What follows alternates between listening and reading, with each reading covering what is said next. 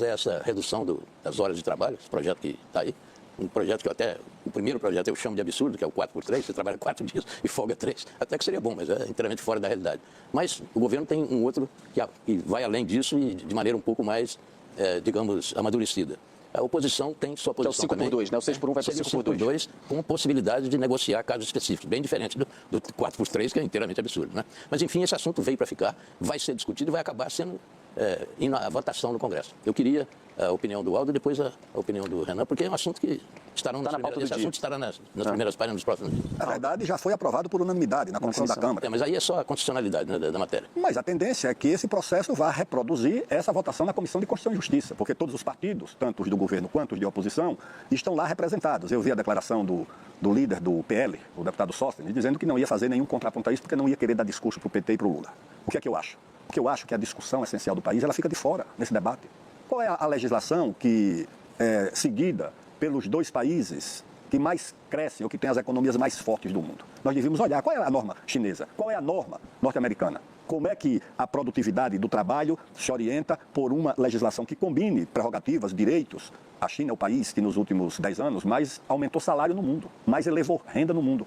Com que tipo de norma? Com que tipo de política? Porque o governo, na ausência de uma política de crescimento, de desenvolvimento, adotou o caminho de oferecer uma aspiração comum. Claro que o trabalhador prefere trabalhar de segunda a sexta e repousar no sábado e no domingo. Mas você tem atividades na economia que necessitam do trabalho no fim de semana, dos turnos no fim de semana. Isso tem que ser incluído. E não é apenas no comércio, é na indústria.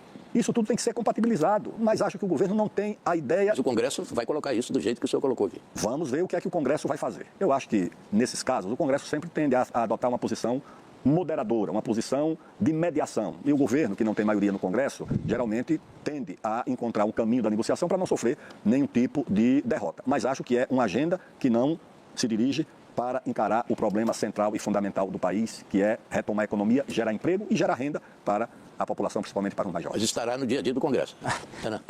Eu não sei exatamente se a votação vai acompanhar o que aconteceu na CCJ. Para mim, há um vício de origem nessa história. E qual é o vício de origem? O fato de ser uma PEC. Não precisava ser uma PEC. O governo é projeto. Poderia ser um PEC. O que passou na CCJ é a PEC. Foi a PEC, mas o governo vai apresentar um projeto. O que está, como a PEC está andando, o showzinho está rodando na PEC. E me parece que há uma vontade dos parlamentares da esquerda em se promoverem discutindo isso, e os parlamentares de direita em não gerar rejeição. Já é a segunda vez que uma pauta que é cara para a esquerda conta com a capitulação da direita.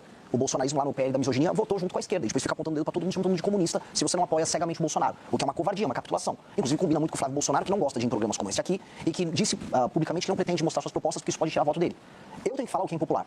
Este projeto, ele é picaretagem. E é picaretagem para pegar, especialmente trabalhadores urbanos, que gastam boa parte do seu dia no trânsito, e é uma pessoa que sai de uma periferia e vai trabalhar no centro aqui em São Paulo, demora 2 horas. Perde 2 horas para ir, 2 horas para voltar. Quando você vê, ela perde mais de 20 horas uma semana só em trânsito. Perde tempo de ficar com a família, tempo de ficar com os amigos, tempo de se qualificar, tempo de fazer um curso, um treinamento. Essa pessoa, na prática, sofre isso. Aí eles pegaram essa dor e estão tentando voltar a ter um tipo de conexão com o trabalhador comum, conexão que eles perderam porque passaram os últimos anos só falando de sou trans ou não sou mulher ou não sou. Umas discussões bizantinas que não têm utilidade prática nenhuma para o trabalhador. E eles em pesquisa, o PT já encomendou pesquisa, viram que eles estão perdendo esse trabalhador. Então eles puxaram essa pauta simplesmente para poder voltar a crescer em termos eleitorais com essa população. Eu concordo com o Aldo no aspecto de que nós temos que acompanhar as legislações internacionais que estão funcionando não só nos Estados Unidos e da China. A gente está perdendo nas cadeias globais de produção espaço para o Vietnã, para a Índia, e a Índia está num acelerado processo de industrialização. E quando acompanha as leis trabalhistas em todos esses lugares, elas são muito mais flexíveis. O que eu preciso avisar para o trabalhador brasileiro é: você precisa de flexibilidade para fazer seus contratos e o seu trabalho, como acontece nessas outras nações, em que a renda do trabalhador aumenta e o trabalho formal aumenta. Aqui o trabalho formal diminui e a renda do trabalhador está apertada. E aí me soa, e é isso que eu vi em alguns estados do Nordeste, que parece que o governo quer mais que a pessoa caia na informalidade e depois receba uma bolsa ali e fique dependente do Estado. Eu não acredito nisso. Eu defendo o trabalho formal e regimes, do ponto de vista da relação trabalhador-empresa, regimes mais flexíveis.